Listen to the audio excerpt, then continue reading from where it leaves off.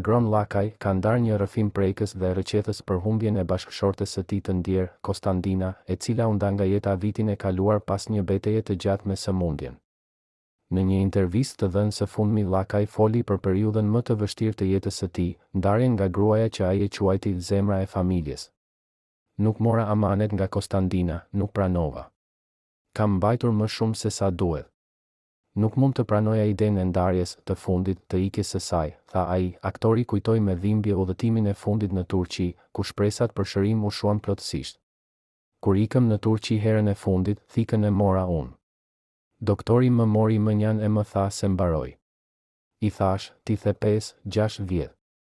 Çdo gjë do ta shisnim për jetën e Kostandinës, shtoi Lakaj. Për 2 javë, aktori e mbajti të vërtetën vetëm për vete, duke gënjur me qëllim që të mbronte fëmijët dhe bashkëshorten e tij nga realiteti i dhimbshëm.